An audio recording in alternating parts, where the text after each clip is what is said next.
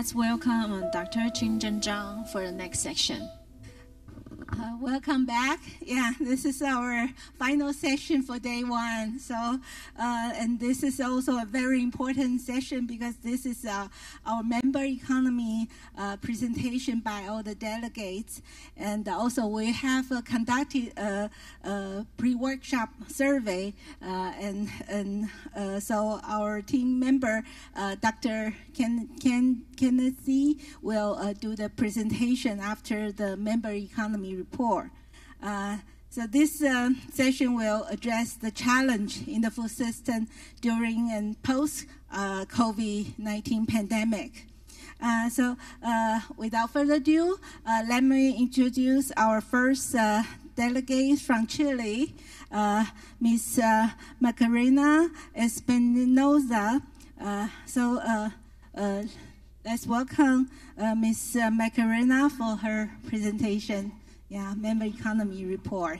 Okay, yeah, floor is yours. Good afternoon, everything. Well, I am analyst of sustainable, and I work in the study office and policies of Ministry of Agriculture of Chile. And my presentation, I will address topics related with initiatives impulsed by Chile. The work of the ministry strengthened after or during the pandemic situation, and the current government put in the public agenda the need to move towards sustainable food system guided by principles of food security and sovereignty, with the objective of complying with the commitments signed by Chile in the Sustainable Development Agenda. These efforts materialized through the formation of the National Commission for the Prevention and Reduction of Losses and Waste. This is the public-private articulation space in which various stakeholders participate, such as the public sector, the civil society, and private sector, and academia. Our objective is to advise the ministry in different lines of action, such as the policies and regulations, initiatives and programs, research and education, innovation and technology transfer, information for decision making, and dissemination and communication. For example, the Commission promotes the conformation the 70 food microbanks, whose operations are thanks to the donations from local food markets and Ecomercados Solidarios, or Solidary Eco Markets, whose operations are similar to food microbanks, but their donations come from supermarkets, food industries, and other larger volume establishments. In the dissemination and communication area are included the elaboration of educational material and territorial activities of various kinds. Currently, in my office, we promoting a study of strategies to reduce food losses at farmer level in smallholder producers, with the objective to develop a strategy to prevent and reduce food losses in small-scale agricultural production, incorporating principles of the circular economy while considering their gaps. Besides, the study provides guidelines to build the index of food losses in our sector.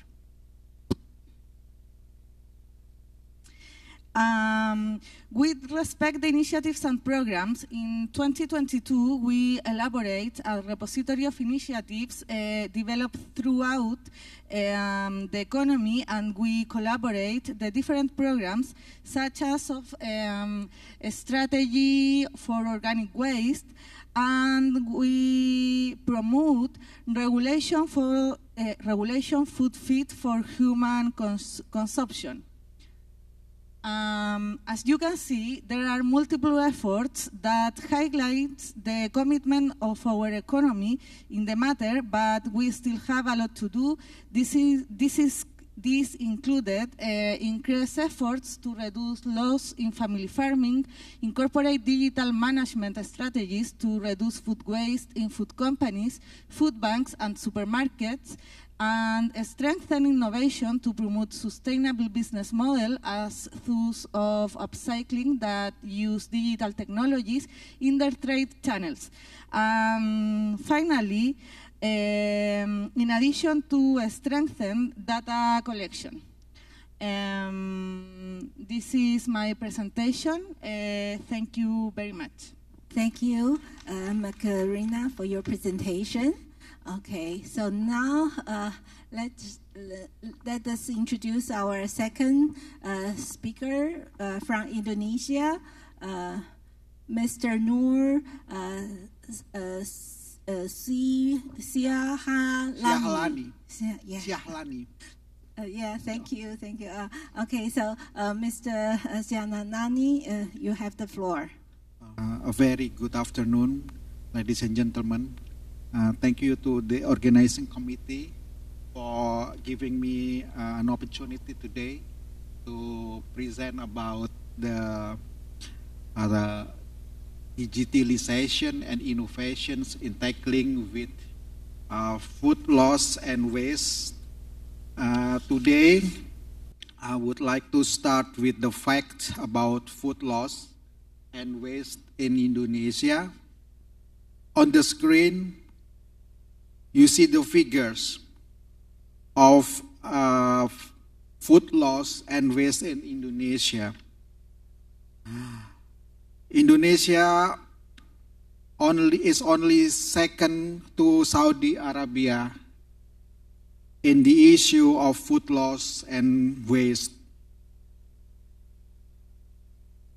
Up to 2019, the accumulation of food loss and food waste in Indonesia reached 23 until 48 million tons each year, or equivalent with 115 and 184 kilograms per capita per year. The social impact is huge.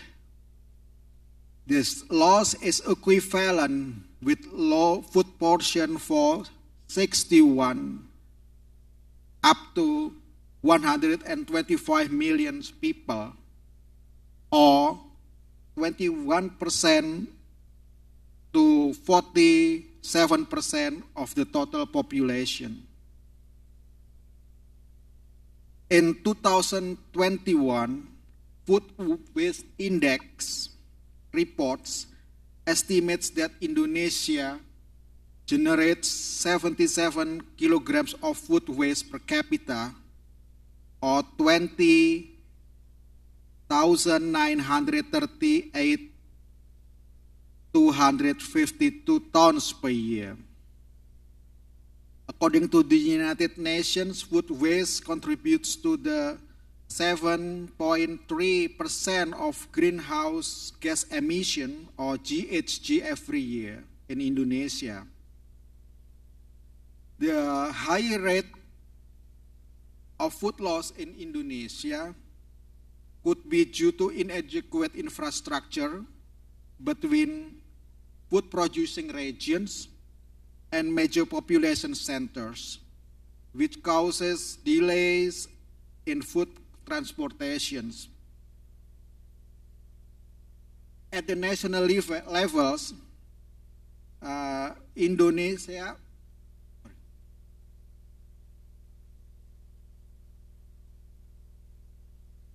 at the national levels, Indonesia has introduced the National E-Agriculture Strategy Roadmap in collaboration with FAO. So this is the same as Chile. The purpose, the objectives of this program is to integrate database for farmlands and farmers, as well as providing a digital early warning systems for disasters that could threaten agricultural productions, and run a system for agricultural data collection, extraction, and analysis by 2027. Interestingly, at the civil society level, there have been efforts to do the digitalizations and create innovative technology to tackle with this issue. There has been studies to find response from the people of when they have to, or when they want to do with the food loss and waste problems. The idea is first to do the gamification. So gamification is a game-like application to create a sense of food adequacy and food security awareness. The second one is by using mobile application. So it's basically a practical application for grocery or food buying and planning. The gamification will motivate participants to be more included in reducing the habit of wasting food and the impacts on the behavior and the knowledge result itself. There is also participation from startup company. I will play a video. It's from the German broadcaster Deutsche Welle, a documentary video about how a startup company helps to tackle this issue and how to.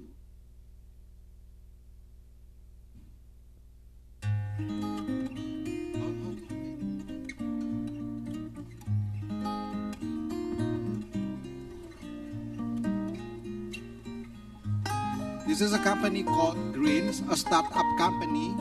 From the very start of its establishment, it wants to create the ways to prevent food loss and waste.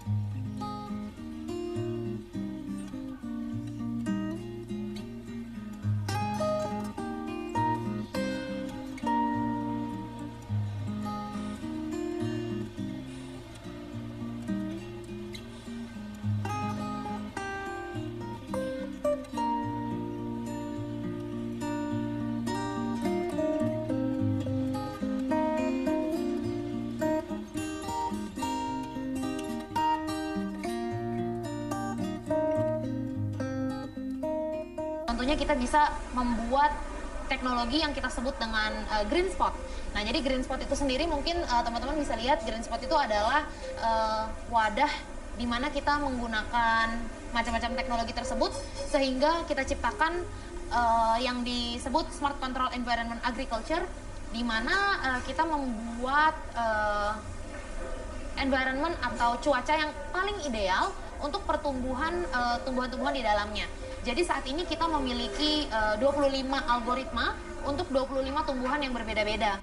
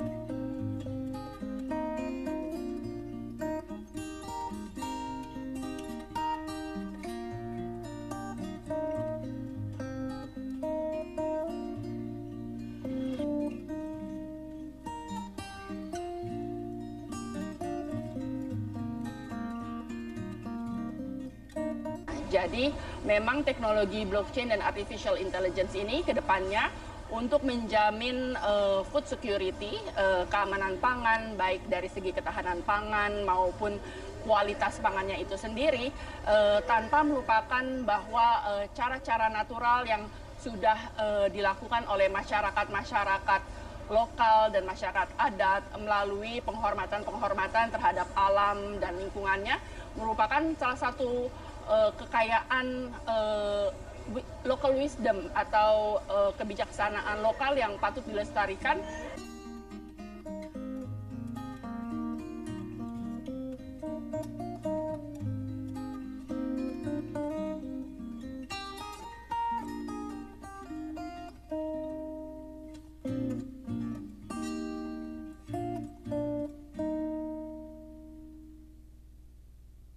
There are already positive response to the discourse of the app's implementation. So one respondent said that the apps are quite important because I can plan and record with my phone, so it's more efficient. The apps provide benefits. I can monitor and know when it expires. The second response goes, I like the grocery list feature the most because with a shopping list, we know what we want to buy. The pantry feature is more fun because you can know when it expires.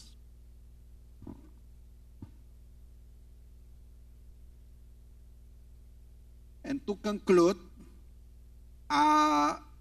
it's very positive that the people welcomes the apps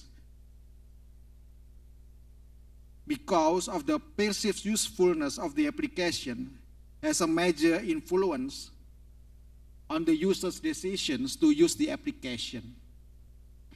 Gamification can help increase motivations to use application and engage in reducing wasting food habits, since it is more interesting and exciting. It also supports the functions and emphasis on the goals of the application to reduce the wasting habit. And lastly, the private sectors through startup companies have actively engaged in the preventing of food loss and waste by developing a unique system to prevent food loss and waste in Indonesia. Thank you very much. Thank you for your excellent presentation, and also we get to learn the progress in Indonesia. So let me introduce our next speaker while we wait for the file of Malaysia. Will be our next presenter will be from the Philippines. Is Miss Cherry Romero from the Department of Agriculture, Bureau of Fishery and Aquatic Resources. Miss Ramiro, the floor is yours. Okay. Yes, good afternoon, everyone. So allow me to present the Philippine economy fishery sector sharing of information for this event.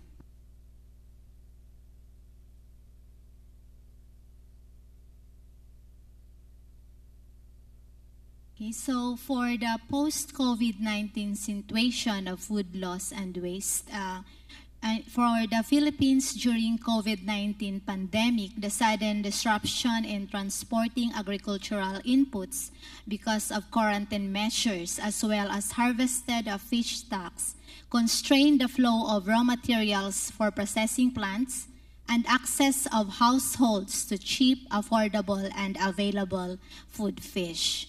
Okay, so at present, the sector is slowly recovering. However, the producers and the consumers are still felt the effects of inflation.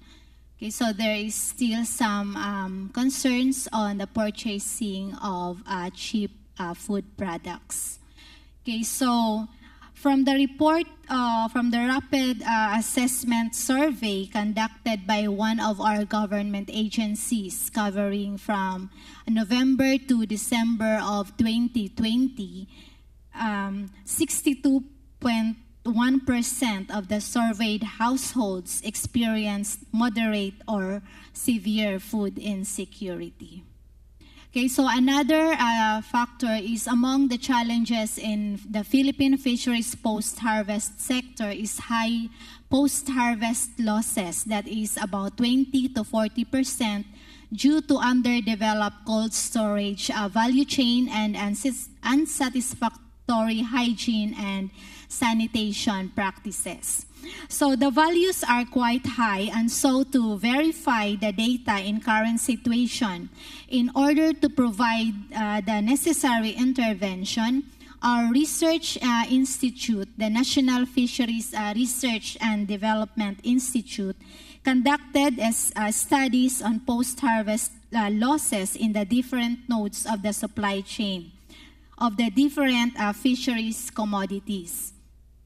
So initial data showed lesser value than what is being shown in the slide. However, the study is still ongoing to complete the data of the entire supply chain. Okay, so for our policies in reducing food loss and waste, we have actually crafted the comprehensive National Fisheries Industry Development Plan. So this is in collaboration with our private sector. So first is the reduction of post-harvest losses along the value chain of different fisheries commodities. Actually, the ultimate goal is to formulate an intervention framework that can be used in finding solutions to the identified gaps. And then increase in the production of value-added products from fish and fishery byproducts and processing waste. So the BFAR provides technical assistance on this matter, but our research institutes and the state universities and colleges are conducting research also on reduction on utilization of processing waste. And next is the improvement of the compliance of fishery establishments to relevant domestic and international regulations on seafood quality and safety, in which BFAR conducts capability building on seafood safety programs to inform our stakeholders of the current regulations and standards. Next is the strengthening of fishery-based livelihood and entrepreneurial programs in coastal communities, and actually the government, the national government is working with our local government units to enable to help our direct stakeholders. And next is enhancement of the global competitiveness of Philippine fish and fishery products. So the ultimate goal here is to establish a comprehensive IT-based marketing system that can provide links between trading facilities, fish processing establishments, exporters, importers, and other stakeholders. And lastly is the sustainable utilization of Philippine aquatic resources, which promote programs that mainstream fisheries sustainability and social compliance. Okay, so for the policies or as part of the GHG emission reduction goals, the Philippine economy commits to a projected GHG emission reduction. Although for the Philippine NDC, it was not directly mentioned, the food loss and food waste was not directly mentioned, but agriculture is one of the sector being identified to address the goals or the emission reduction goals of the Philippine NDC.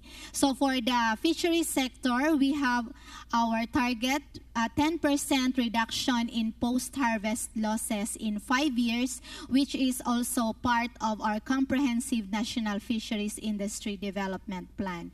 And of course, the promotion of renewable energy by promoting solar-powered cold chain facilities and the promotion of organic aquaculture.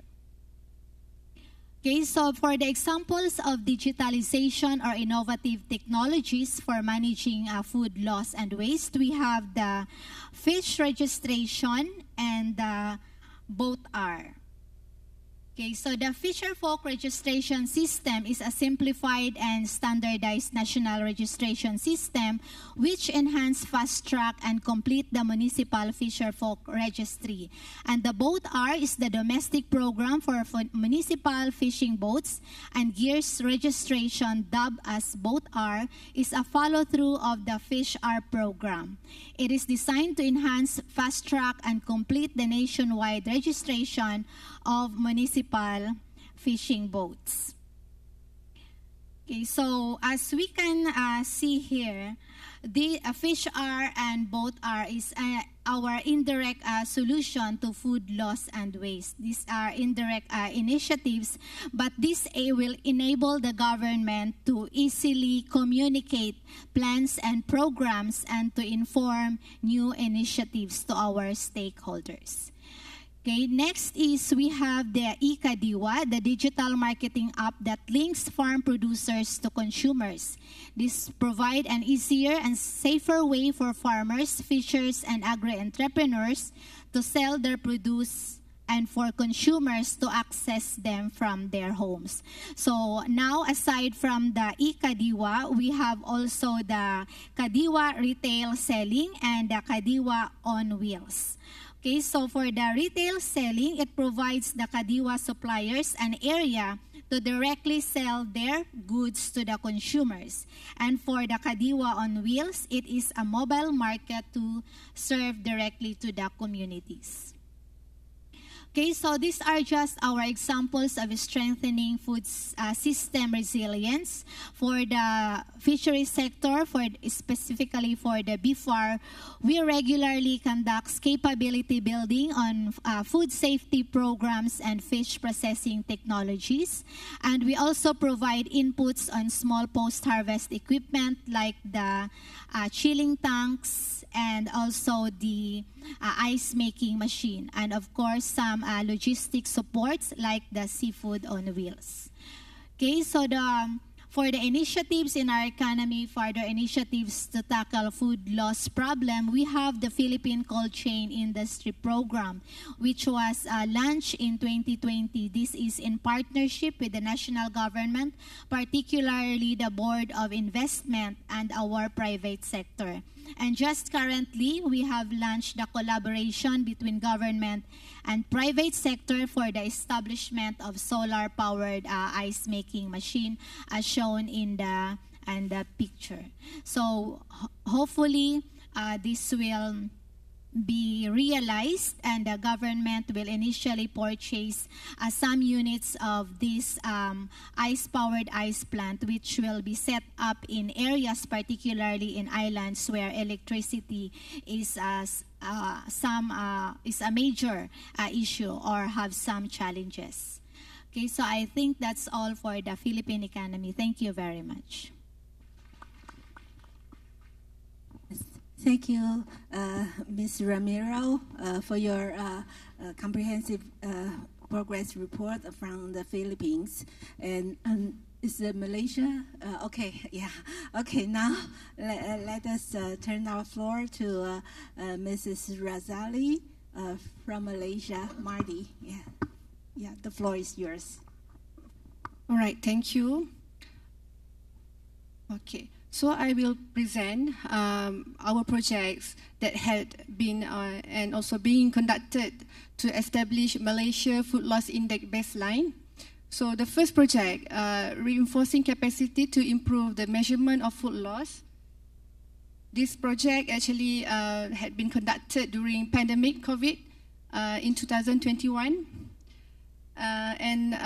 Basically, the training course and workshops had been conducted through online platform, And for the start, actually Malaysia had conducted data collection and measure food loss in rice commodity previously, but it was not comprehensively measured as UNFOO methodology.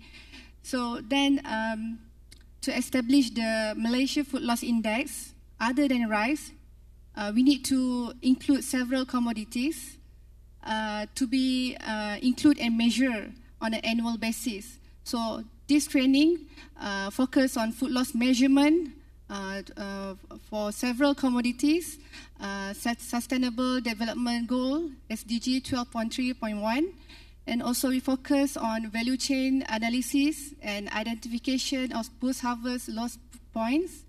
And also we develop data collection instrument and procedures, also questionnaire, and also doing pre-test. So here was the pre-test activity of data collection instrument and procedure.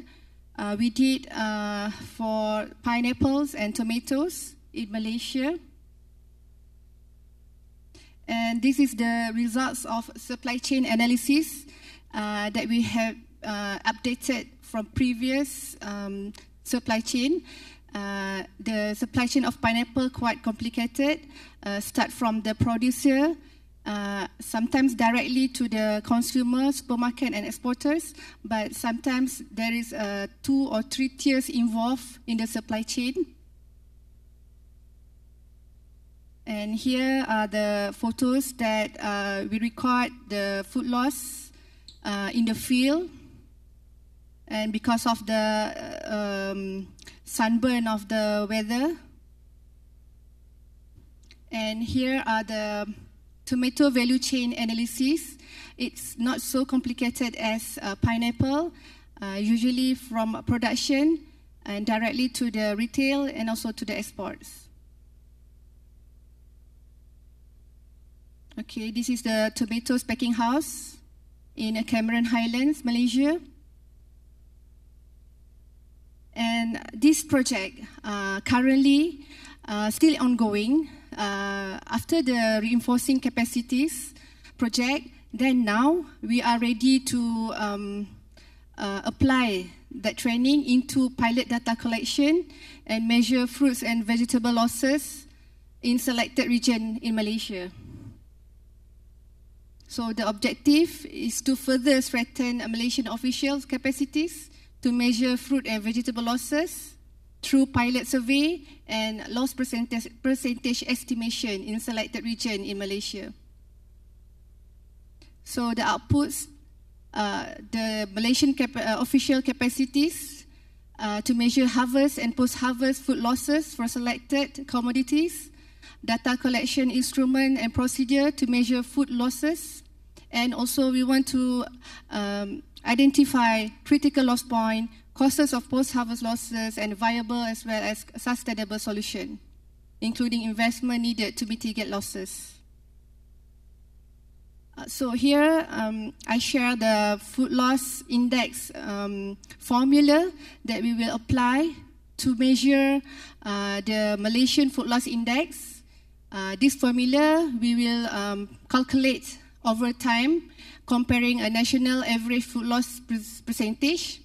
And if you can see that food loss index less than 100 means that a country that has meet the SDG 12.3.1. So we target our food loss index will be less than 100 in 2025 or 2013.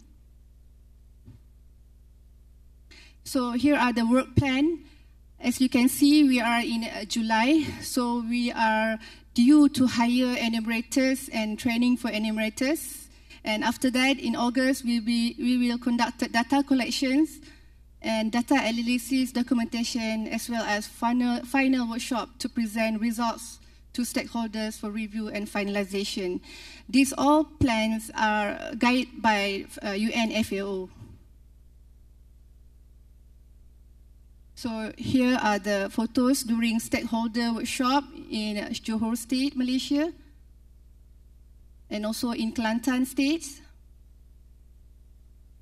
And I would like to take this opportunity to present the new proposal entitled Workshop on the Efficient Farming System through the Implementation of Technology Adoption. And this proposal we already submitted to our focal point, Malaysia, under ATCWG to be proposed next year. All right, thank you from me. Thank you, Mrs. Razali, for your presentation. And now let us introduce our next delegates from Chinese Taipei, Ms. Liz Nian from the Council of Agriculture. Ms. Nian, the floor is yours. Thank you, Dr. Zhang. Good afternoon, everyone. I'm very glad to be here and share about our policy and actions on reducing food loss and waste of Chinese Taipei. Okay. So I'll start my presentation with some background information. Our population is about 23.4 million. And our total food loss and waste is over 4 million tons per year. And with calculation, our food loss and waste per capita is over 169 kilograms per year. So we have taken actions to reduce our food loss and waste from three aspects, including government policy, project investment, and activities. So from the government policy, we have passed the Food and Agriculture Education Act last year. And this act is, the goal of this act is to promote food and agriculture education as well as to strengthen linkages between diet, environment, and agriculture in order to enhance the citizens' health, also to promote the sustainable development of agriculture and fishing communities, agriculture and the environment. And I want to further mention that in this act, we have articles that emphasize on the reducing food loss and waste. You can see in Article 4.3, the guideline principle for this act is to teach the idea of treasuring food and reducing waste. And in Article 12.3, this act also guides the relevant agency to take the action of reducing food waste. And this act it emphasizes on the issue of reducing food loss and waste, and it was to teach our children that to cherish food and prevent food waste. So further, I would like to introduce some of our projects and investments in reducing food loss and waste. And the first one is the cold chain logistics. This project is launched by the Council of Agriculture, and it's a 5-year project for cold chain logistics to enhance Chinese Taipei's competitiveness in exports of processed food and agricultural products. The project's goal is to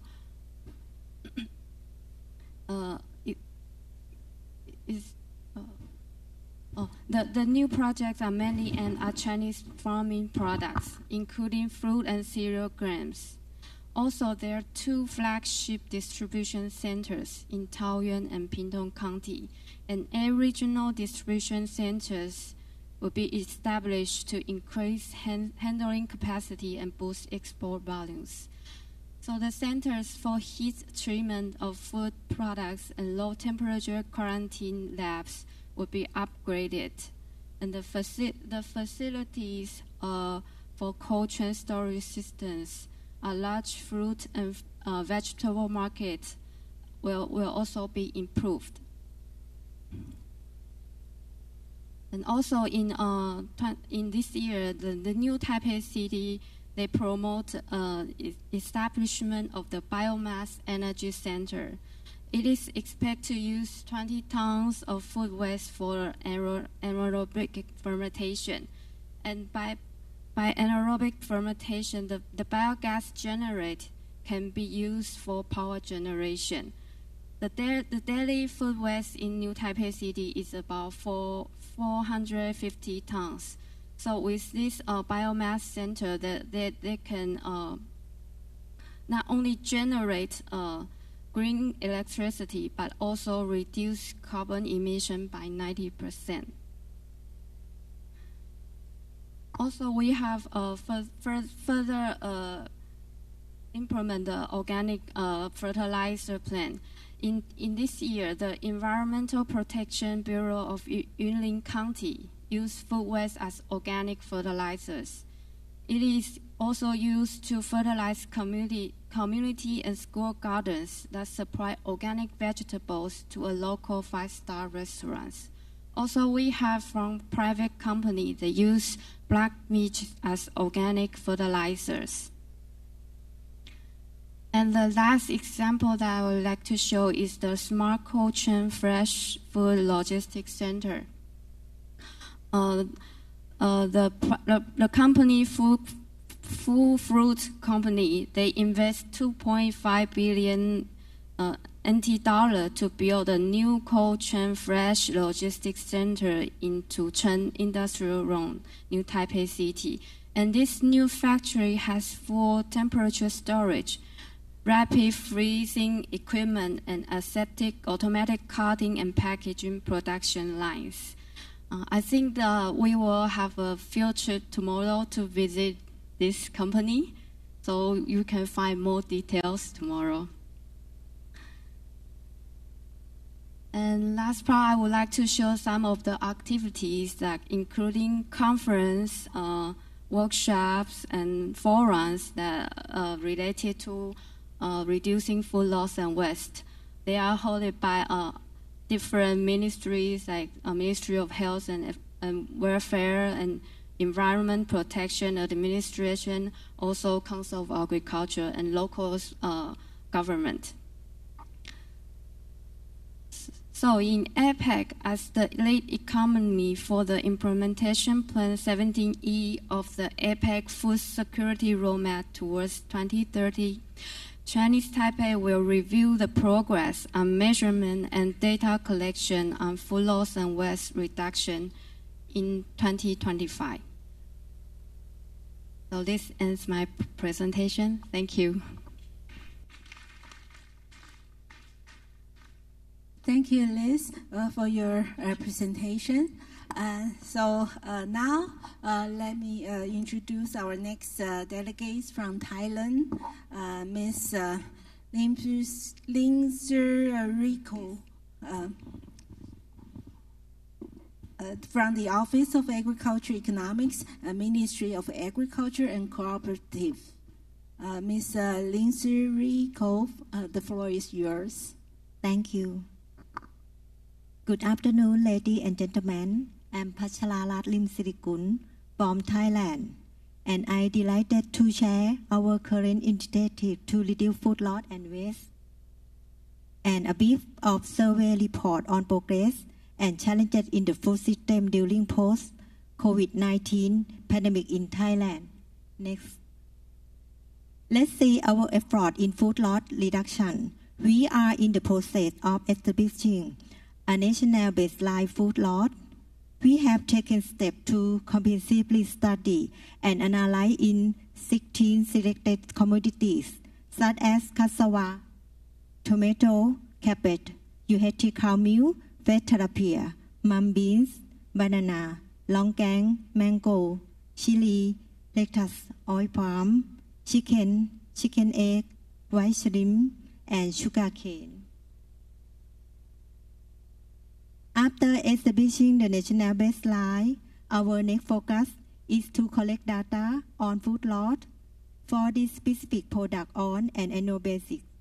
This data will help us analyze and measure food loss more effectively, enabling us to reduce food loss and improve the situation in Thailand.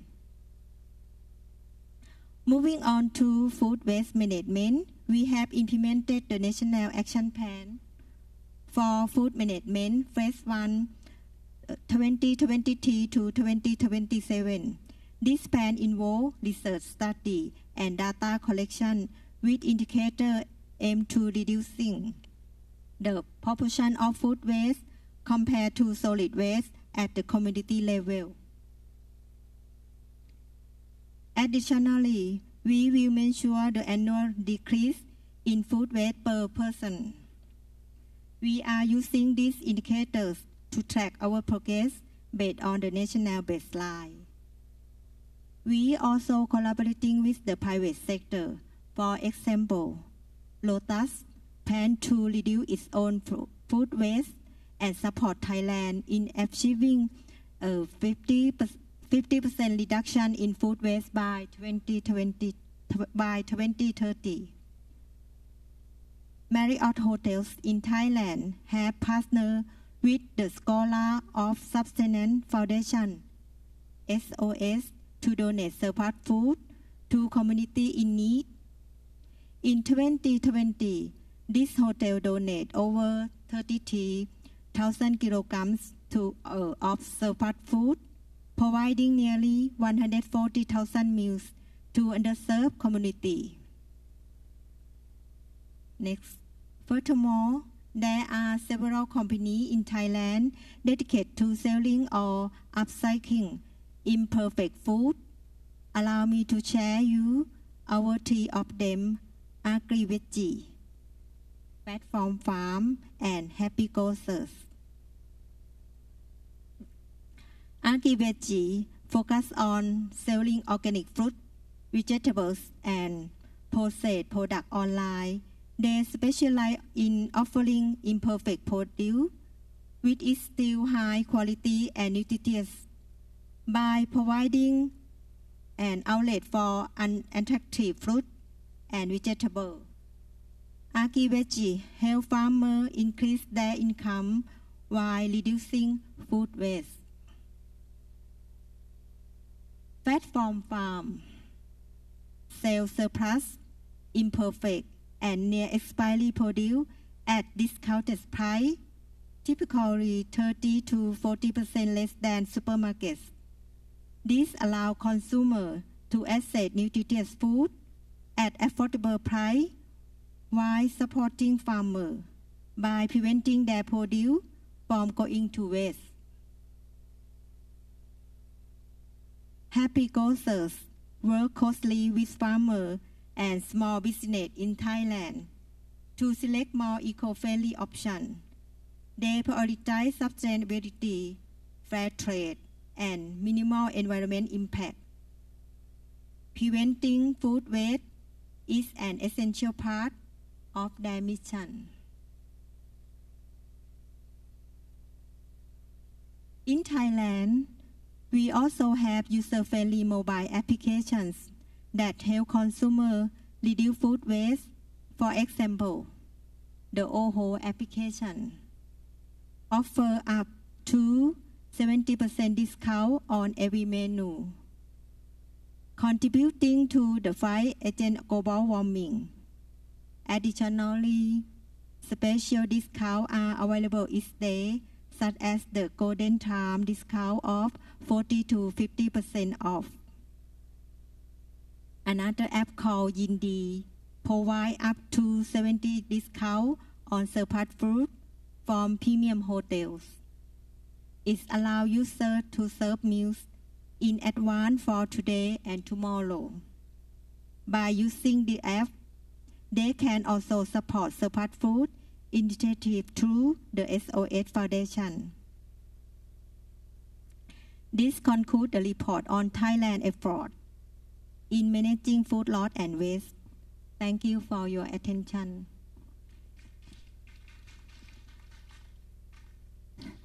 Thank you, Ms.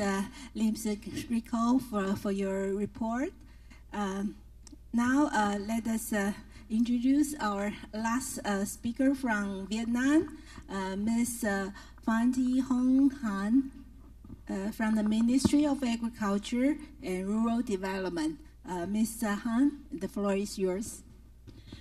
Thank you, Madam Chair. And on behalf of Vietnam delegation, would like to share with you. Actually, we don't have much to share on the innovation for control the food waste and loss. And I believe that in Vietnam, we are still very junior. And we would like to take this opportunity to learn more from member economies of APEC on this aspect. So in this regard, we'd like to share with you the green agricultural development in Vietnam, which is at our high priority for the time being in order to support the government's commitment in the COP26 for GHG emission reduction by zero by 2050.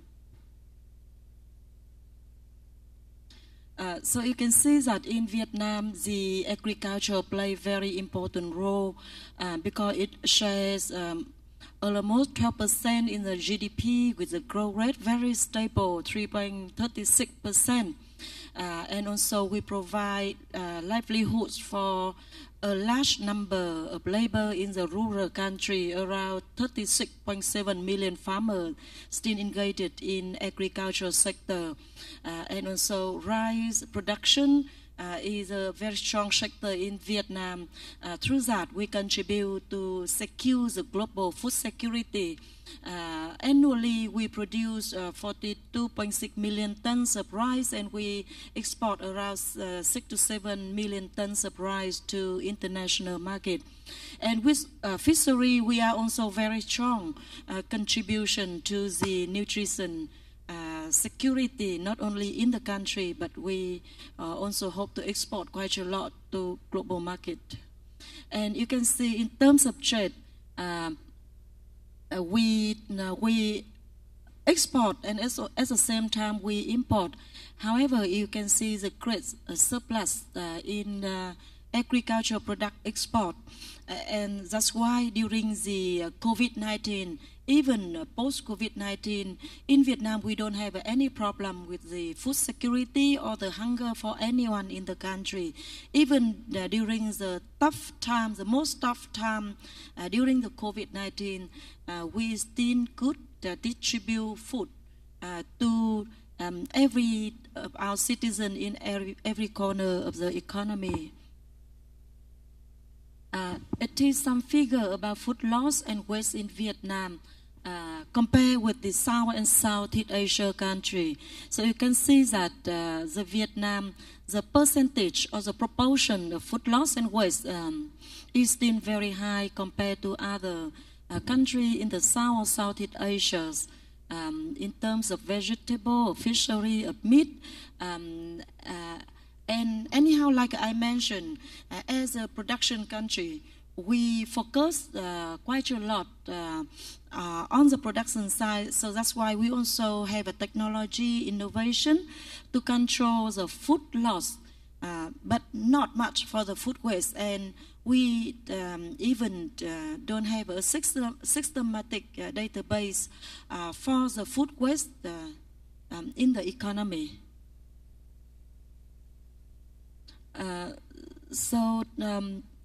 It can be said that the food loss and waste happen in all parts in our food supply chain. So it is the figures that we just got from the FAO report. And the total cost of food loss and waste estimated that at about 8.8 billion tons annually, or 3.9 billion US dollar, or 2% of the GDP, which is very big proportion. And when the FAO conducted the survey, 87% the household interview, they recognize that they waste the food. On that, we also have a lot of policy and strategy of Vietnam to address the food loss and waste, at the same time to strengthen food system resilience. I just want to present with you some key policy and strategy. The first one is a very important resolution of Vietnam, we pay very high attention for comprehensive, inclusive development. In Vietnam, we call it Tam Nông, meaning that agriculture, farmers, and rural area, the government invest heavily to develop, particularly in rural sector, to make it a place worth to live, in order to avoid people rushing to the city, and at the same time to keep our farmer stay with the rural sector. We, like I mentioned, we also have a very strong commitment with the world that we will reduce 30% of the methane by 2030 and net zero emission by 2050. And as you may know, that agriculture is the most, it consider also the sector that emits quite a lot of the greenhouse gas. So with that policy, with that commitment, we have an action plan in order to step by step realize it at practice. We also have national strategy on sustainable agriculture and rural development by 2050. And as the large exporter of agriculture, we try to be a transparent, responsible, and sustainable supplier of food and food products. And we also have the green growth strategy to support our commitment, to realize our commitment with the world. So it is some target by 2030 for a shorter term. So the growth rate, we want to maintain at 3%, and we are confident that we can do that. We also, at the same time, maintain the forest cover 42%, and organic production is right now very high in our priority in order to ensure the food safety, in addition to the food security. Of course, we will reduce the greenhouse gas emission, at least, and we also have another policy in order to get a good irrigation system to support the agricultural production. And here I'd like to share with you some solution for tackle food loss and waste. And as I mentioned that for the time being, the priority is not well given to the control of the food waste, particularly at the consumption side. So for your information that in the consumption side, we can see that 60% of our rubbish released to the landfill are the organic or the fresh product. So it means that the waste is very high. So in order to do so, in the morning, you see, I am very impressed with the production by Rifat that she says that digital can be helpful, but it's not everything, particularly when you come to the food waste at the consumption level. So awareness raising and education to change behavior are very important. But unlike Singapore, Singapore, in the presentation this morning, they have a very good system of education, even from secondary or primary school. It's very good, but for a country with a large population like Vietnam, 100 million, so the awareness raising and the education to change behavior, even though we want to implement it systematically, but it is still a great challenge. The second one is we propose to enhance renewable energy. So we have a lot of waste from production, like from paddy rice, from sugar cane, from coffee bean, after processing. So we have a high priority to compose it, to recycle it for product. And it is also one of the priority. We, like I mentioned, for example, in the coffee value chain, we even compost the the waste from the coffee after being drying, being processing into the biomass, or in order to use again in the utilize the recycle, and even the fresh water to be recycled for the use.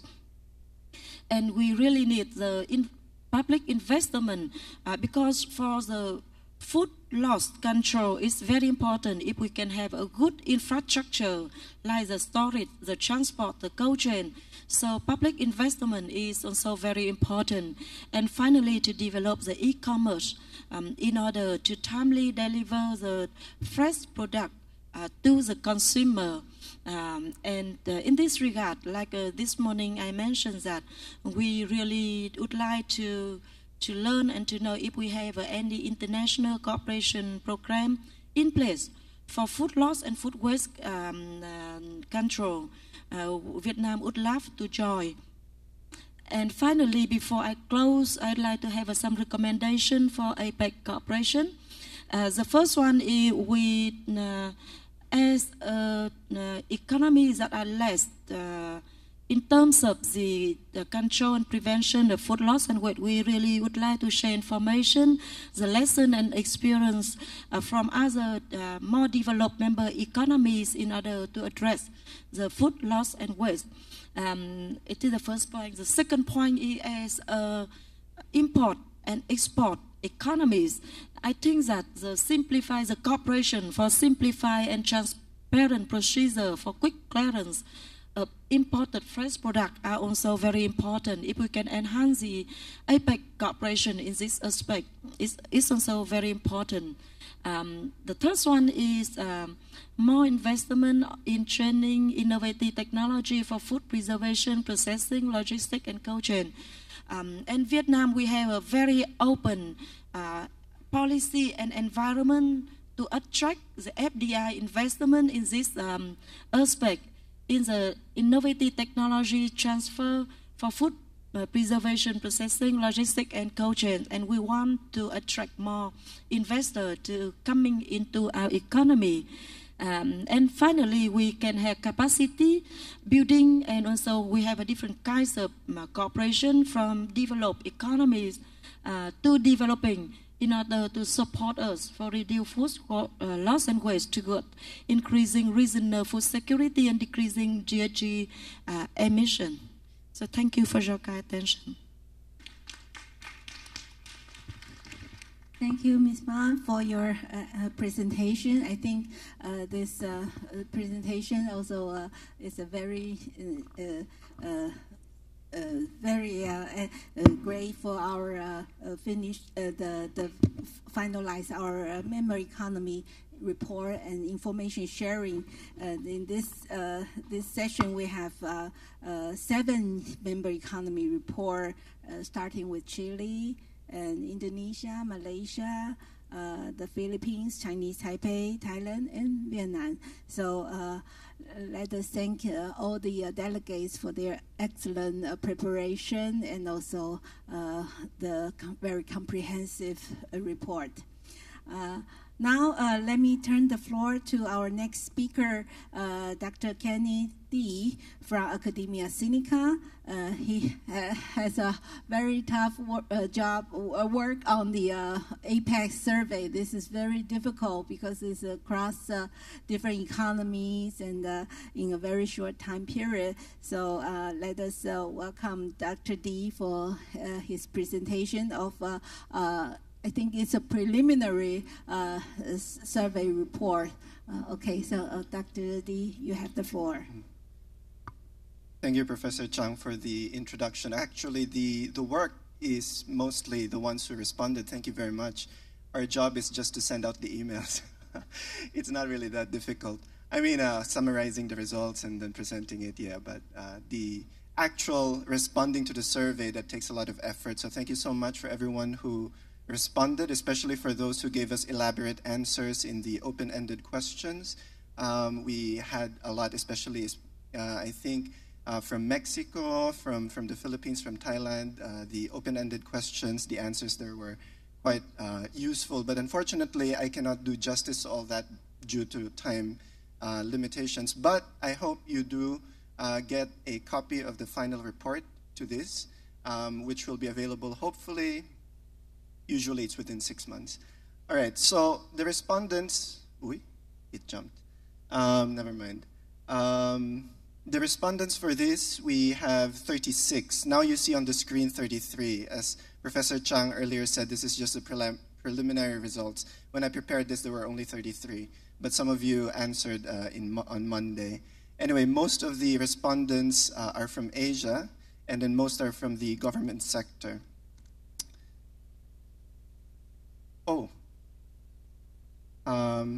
It's fine. Yeah, this is the PDF. Yeah. There's a PPT version, but anyway, never mind. We can use the PDF version. It's fine. The survey has 4 parts. In the first part, we asked the participants to talk to us about their perception after COVID, the food loss and waste situation in their economies, if they think it improved or not. And then across commodity groups, mostly the perception is that the food loss and waste situation improved. Yeah, so that's the green buildings there you see on the 3rd row from the top. Below, unfortunately, cannot see clearly, but those are all different commodity groups based on FAO. But then the general trend is that everyone believes it improved, yeah? And across food supply chain, the different stages, it also improved. So those are the green buildings there, 3rd row from the top. But interestingly, if I divide the respondents from government and non-government respondents include the academics, those from the private sector, and those from NGOs, the perception is less optimistic. So it's more like 50-50. 50% said it improved, 50% said it did not improve. It got worse. That tells a lot about the difference between the perception of government respondents and non-government respondents. So the people from the private sector, those who are on the ground, I would say, working in the agriculture, or those, because some of the NGOs are, food redistribution companies, so they know, and their perception is less optimistic. Yeah. Next, we also asked about what the respondents think about the APEC Food Security Roadmap towards 2030 with regard to the implementation plan 17E, which is food loss and waste. And again, generally, the respondents believe that it has slightly improved. That's the longest line there. Apologies for the small prints. Or the lowest line there, significantly more positive. Again, if I divide the respondents, government, non-government, those from the private sector, NGOs, they think it's actually less positive. But in general, it's a positive outlook. And might I add that after listening to all the 7 presenters from the different economies, I believe that it is somehow justified, because each economy, at least the ones that presented, are really doing the best they can in this space, given that they also have all other priorities in each economy that are also important. Some of the reasons why the people who answered positively said that they are more optimistic are here. So they said that maybe people have learned from the pandemic to manage their food better. Also, consumer demand bounced back. As you know, a lot of food waste or food loss is because when the demand was low during the pandemic, a lot of food was unbought. They were left on the shelf, or rather, they were left unharvested, so they were lost. But then now that the consumer demand has bounced back, then it has affected also positively food loss and waste. And then also introduction of precision technologies, application of good agricultural practices. This was from Vietnam. Logistic restrictions have been lifted. The last 2 points here are generally negative outcomes, but it seems that in so far as food loss and waste is concerned, the last 2 points that I'm about to talk about is somehow they contributed positively to reducing food loss and waste, and that's persistent food inflation and lower incomes. Again, generally these are negative outcomes, but then some of the respondents from different economies believe that these two have contributed to people being more, let's say, they tightened their belts and they lessened their food waste because they want to save on the money. And then I did not put it there, but some respondents also mentioned that investments in agriculture. So this morning we heard from Ms. Sophia Cheng from Cathay Financial Holdings, how they facilitate investment in agriculture that reduces food loss. And then some respondents, about 2 if I can remember, also said that there are more global cooperation in this space, food loss and waste, including FAO earlier from Indonesia and Malaysia. I believe FAO helped in their economies. And then also this APEC workshop, somebody mentioned that, that we've been trying to hold almost every year, has also helped in this space. And then other forms of global cooperation. Earlier, Dana mentioned many things. Now, reasons for negative perceptions. This is from Mexico, the first point. One of the respondents from Mexico, there's no one from Mexico here, but thanks to the survey, they can share their thoughts. He said, food carriers and distributors that had shut down during the pandemic were not able to recover and they were not replaced. And so this caused a break in the distribution chain, which obviously increased food loss and waste. And then in general, the food supply chain disruption has not abated. Let me drink for a while. And then digitalization, I won't spend too much time here because a lot of the speakers already mentioned this. What I'd like to draw your attention to is, I'm sorry again, the words are very small. On the right-hand side, you see the green, and then there is a small rectangle there, the smallest rectangle among the green. It's the use of AI or IoT to measure food waste. So that's very small. Only 15% of the 33 respondents said that they use that in their economy. And again, I hope that with this seminar, with this workshop, this can be more widely used and spread in the different economies because, as mentioned earlier, the 2025 goal is to monitor the measurement of food loss and waste. Now, we also asked on the third part of the survey, the food system resilience.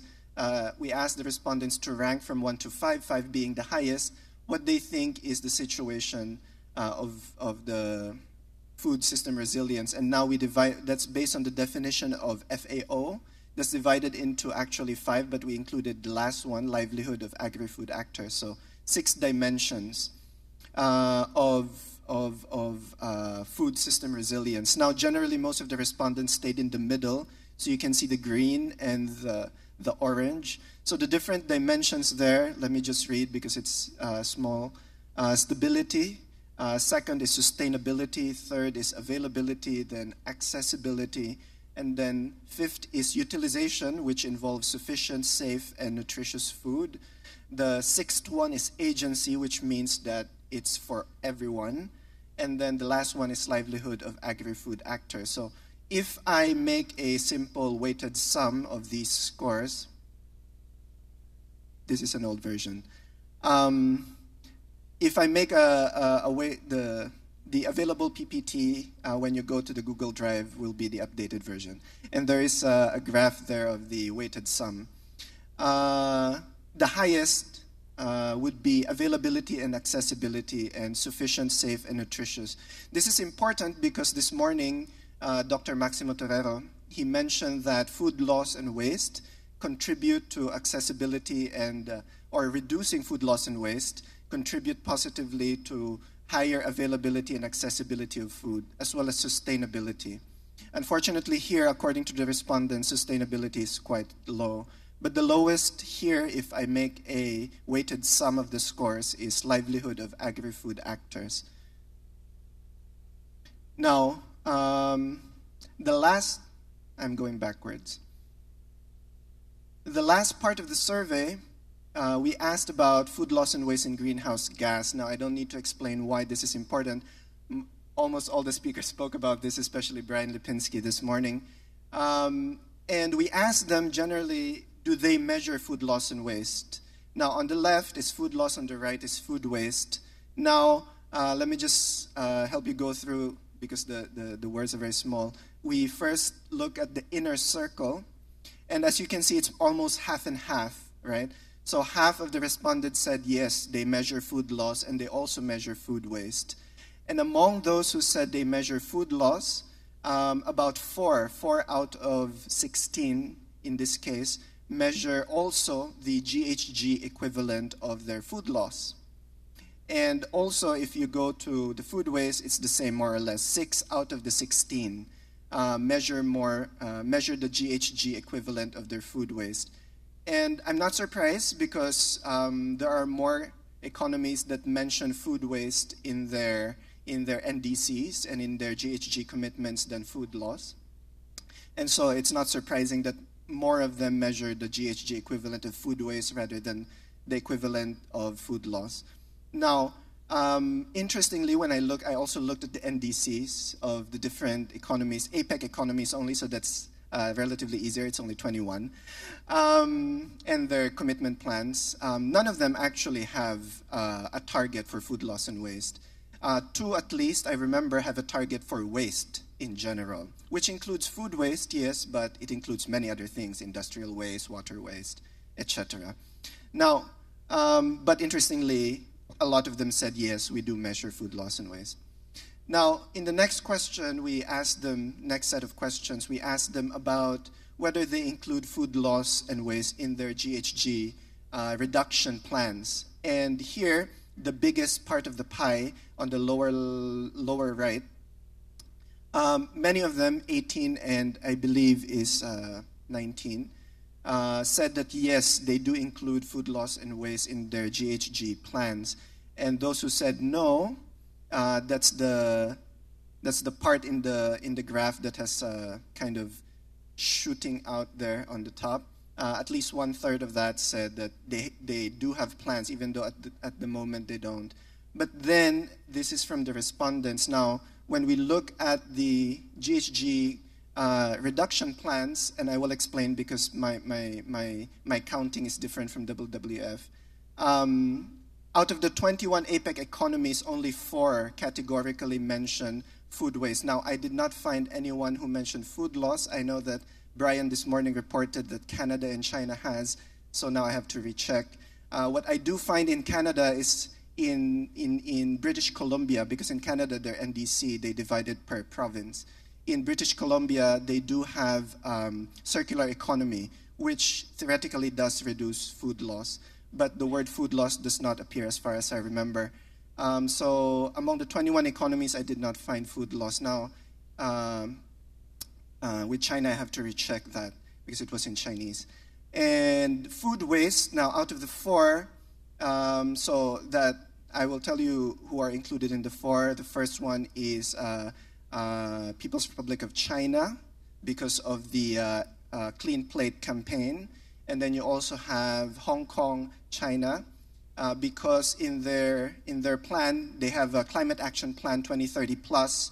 They included among the renewable energy, not in food loss and waste, but in the renewable energy plans, using food waste as part of the solution, waste to energy technology.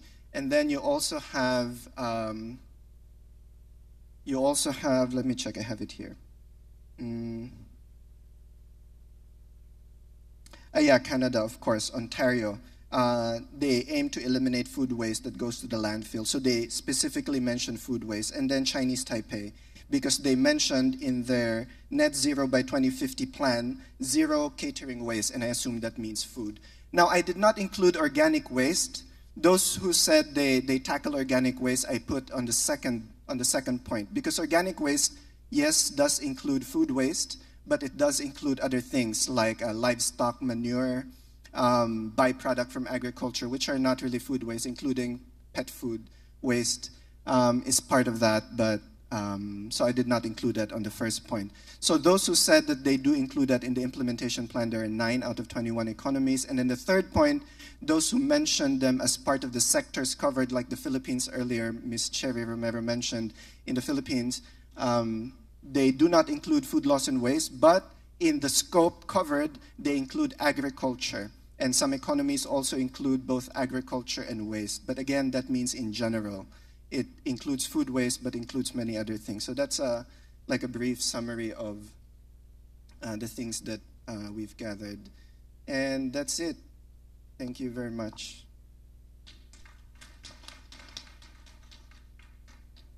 Thank you, Ken, for your excellent presentation. So maybe we have some time for some question. If you have any question, go for Ken. I actually do have a question for Ms. Yalani. If the gamification, I was quite interested about what kind of games you used to help people, encourage them to reduce food loss and waste. That's quite interesting to me. To answer your questions, I refer to one study conducted by, there had been a study. So it's not yet implemented. The gamification is not yet implemented. So it's like an offer to the civil society. When we have this gamification or mobile application, how would you respond? So it's like the same as you did with this, you do a survey. So this is still a discourse. The gamification is to enhance people awareness, to give sort of a fun dimension. You know, it's part of the playing around with this. The target are both adults and children. So I think this is a good idea that in the future, sort of programs or games can be developed just for the sake of introduction of what food loss and waste is. I think it will be one of the instruments in the future to give better awareness to the society in general. Thank you.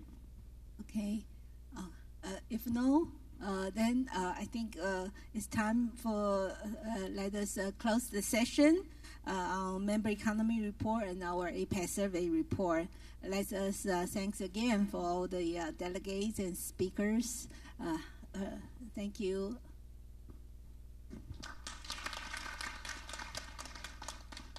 Okay, now let us come to the end of our day one. This is the closing remarks. So I'm responsible for giving my closing remarks. So let me just quickly, because we're now ahead of our schedule, so it's been a long day, and I'm sure you travel very from far distance and must be somewhat feel you need some break. Okay, so let me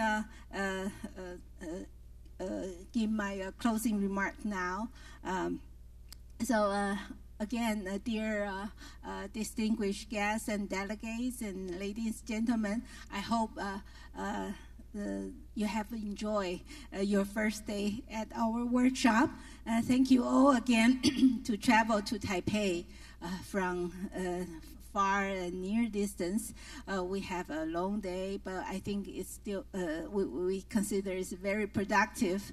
There are so many moving parts that when we discuss how we can build a sustainable APEC food system, especially after the COVID-19 pandemic.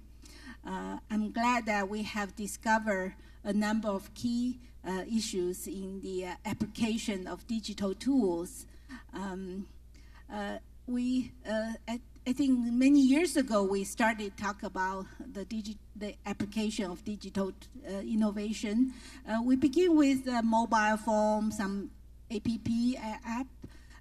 Now we have found many new solutions, packages, and they are all multifunction, like a cloud-based platform, artificial intelligence, and imaging and sensing and precision and smart farming, etc. There are many more solutions available now. But we also realize that this new technology is not the only thing that matters. We also need to bring into a broader scope and be more inclusive and human-centric, and also make it affordable. So this is one thing we learned from this workshop. And so I think first it's very interesting that almost every speaker raised the issue of data collection and data quality. While all our speakers have worked on food loss and waste issues for many years, and even for decades, but the quality and the volume of data is already improved substantially, but still we need more quality data, and also the data has to be the concern on the consistency, the transparency, and many security issues needs to be addressed. We should continue our efforts to implement or develop new measurements and new tools to improve our measurement. And we have to understand our problem before we can actually solve them. So this is one of the key lessons learned today. And second, I think the disruption of COVID-19 pandemic and the geopolitical tensions in Russian-Ukraine borders and the climate extreme events are the wake-up call for us to raise our attention again to all these digital tools that is available now, and also they're multifunction, and they can improve the way we manage our food loss and food waste, and also to identify hotspots and find the affordable and available solutions that can address the trade-off from upstream, midstream to downstream consumers, and many issues that not only we can bring more affordable and valuable and more nutritious food to our consumers, and we can also ensure our food security to the needy people in the remote areas. And also we can make solid contribution to reduce greenhouse gas emissions toward our net zero goal, and which is also very important for our sustainable development. So I think we have already have some speakers mentioned about we need to have consider for APEC to have an initiative to include the food loss and food waste reduction into our NDC in the upcoming climate summit or COP 28. And so let us continue our effort to share information and work on measurement and prepare a more adequate data. And also, I think this is also very critical for ensuring we have more investment and funding support our efforts. Secondly, also we have to strengthen our capacity in data collection and how we can use the data to push for greater government investment and involvement from the private sectors. And also we can use greater government and private investment to bring the public into more public conversation and cooperation with all the stakeholders. So finally, we have to remember that we need to work across the sectors, across disciplines, and across many expertise to really find the optimal solution for reducing food loss and waste, and bring the triple wins for our economy, for our society, and for our environment. So this is, I think, some of the key things I highlight, but I think there are probably more. Tomorrow, I think we will learn more because tomorrow's session, in section 5, we will start with the capacity building, because one of the missions of our APEC project and our workshop is not only the information and experience sharing, but also capacity building. So tomorrow in section 5, we invite one of the team member of REFED. They have a Insight Engine. They have 6 digital tools. So tomorrow, in his presentation, he will introduce the 6 digital tools, and I think we can get many insights from how we can implement or use how we can apply. And then in section 6, we will have a panel discussion, and so we will discuss how we can collaborate as a community to take actions. Especially we are under the 2030 food security roadmap. We need to have many solid implementation plans. So tomorrow we will have some discussion on that in section 6. So for now, let us ourselves get some rest after a hard working day.